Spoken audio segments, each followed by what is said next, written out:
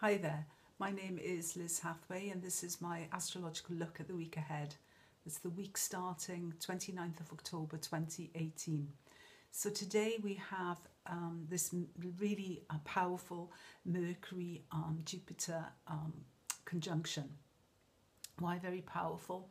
Well, because Scorpio is, as a sign, it's never concerned with the trivialities of things. It's always very concerned really with life or death, with things that are meaningful and that matter, and there's always that sort of charge behind Scorpio. There's an intensity. Mercury is very much about the messenger, you know, and Jupiter is very much about the big picture, you know, the larger context of that message, how it fits into a larger whole. When we get to Scorpio, it's this value axis. Scorpio is very much about joint finances. It's about tax. It's about how we distribute things. Today, I know in the UK, we're having the budget. Philip Hammond's doing his budget. That's the kind of talk that you could expect on a day that Mercury and Jupiter conjunct in Scorpio. It's also a good day for releasing hard figures and facts. And Mercury and Scorpio as well will have very clear opinions about what's coming towards what it's receiving. Can be quite black and white. Scorpio, it sees things perhaps in terms of good and evil. It's not always as nuanced as you might like, but there's certainly a lot of power in it. We see on Tuesday Venus squares the node, so again we have this idea of collective values, what our heart holds dear, choices that we're going to make, whether we're going to orientate ourselves towards the future or whether we're going to stay with one foot in the past. There's a very past future sense with the nodes. And definitely by Wednesday, when we see Mercury moving into Sagittarius, we have a sense that the future is open, that there's a lot lies ahead of us. There's an optimism with Mercury in Sagittarius. It's very, it's searching for meaning, it's searching for truth, it's searching for the philosophical point of view. It's dynamic, it's fiery, it can run away with itself, it can get over enthusiastic, it can talk itself into believing things as well. So it's considered to be in detriment in Sag. I think for that reason, that Sagittarius as well, because it's that mutable quality, it can change standpoint as well. So, but certainly a mind that's active and looking for answers, definitely looking for answers. And again on Wednesday we see Venus in early degrees of Scorpio opposite Uranus. So relationships are poised for change, because just after that opposition we see Venus retrogrades back into Libra, and the last time that Venus was at this particular point was on the 9th of September. So sorry, the 9th of September was the new moon, and Venus was at that point at the last degrees of Libra. So that period around the second week, early start of the second week of September, and that new moon is 17 Virgo, could be a date or a degree that you might want to look at.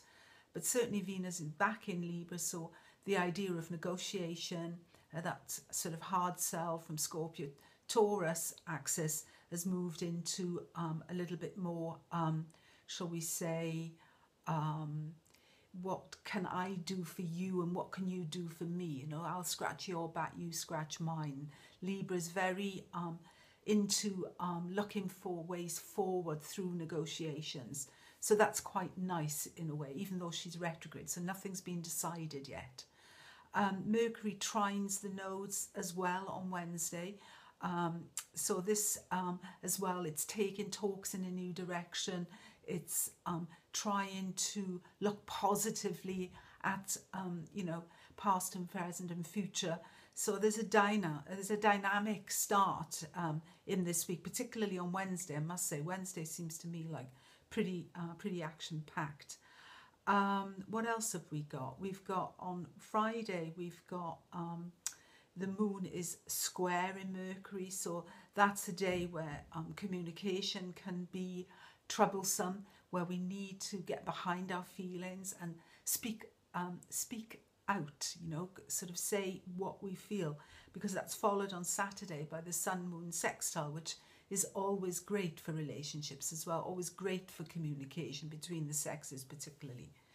What we also have this week, which I think is very nice, which is actually on Halloween, we have a grand water trine with the moon in Cancer, trining Chiron, which is late Pisces, and trining Jupiter and Mercury. So this grand trine in water, in a way, has a sort of a soothing effect. It has this capacity as well, certainly with Pisces and Scorpio in the picture. You know, we always talk about Halloween as, you know, the sort of film between worlds as being really thin around Halloween, and that we can communicate with, you know, ghosts and spirits, and we can be in contact with, you know, people through just through thoughts and through energy. And this is a sort of kind of feel that this Halloween has, this actual date of Halloween, 31st of October, that lovely grand water trine there with Chiron in Pisces, which is about healing the wounds of the past, the moon in Cancer, which is about your family and your closest friends and people that, you know, really mean something to you. And then the sort of Jupiter, Mercury, you know, which is the end, coming to the end of Scorpio. It's asking you maybe as well, what have you learned through the last 12 months? You know, take a moment to reflect maybe on the passage of Jupiter through Scorpio. What did it mean for you, and what healing energies have, because that is the thing with Scorpio, it digs things up, but it's through that process of facing things and working through it, through that pain often, you know, then there can be these like healing processes that take place. So if you want to reflect on your Jupiter Scorpio journey, I would suggest that Halloween is a very good day to do that. Okay, thank you for listening.